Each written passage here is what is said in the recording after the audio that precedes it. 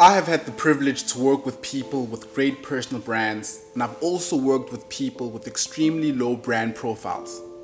Naturally, over and over again like clockwork, I have watched those individuals with strong brands excel and progress, and those with virtually zero brand equity constantly struggling, constantly overlooked for opportunities, which often breeds a lackluster, uninspired outlook of their profession or enterprise.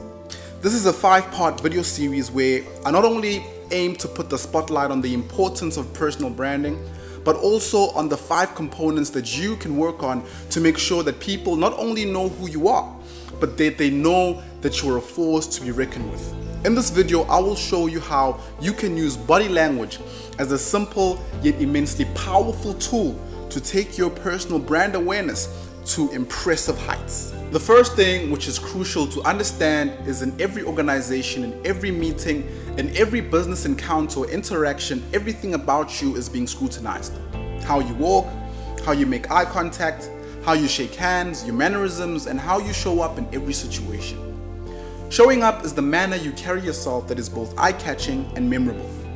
Your body language highlights personal brand attributes you are carrying without you saying anything.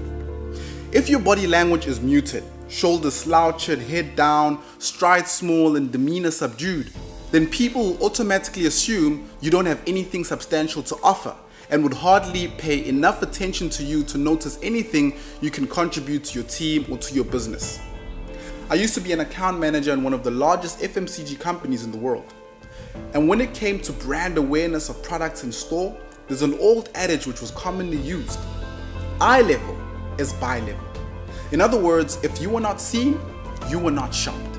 Body language can help elevate your personal brand to eye level by helping positively depict some of the differentiating characteristics and brand attributes you are carrying inside yourself.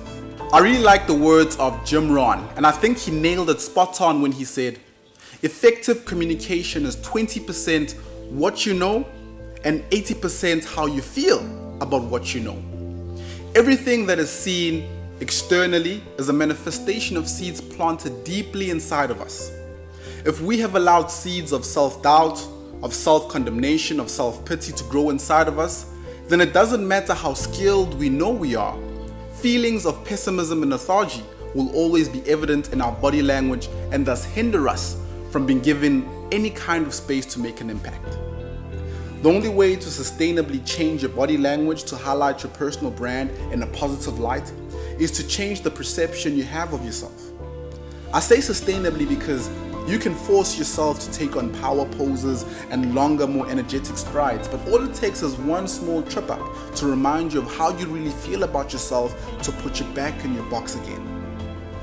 To tear up the box and never be limited by a dampened outlook on your personal attributes and their importance in your workspace, it is critically imperative to understand that powerful, impactful body language is the function of one thing and one thing only, and that is confidence.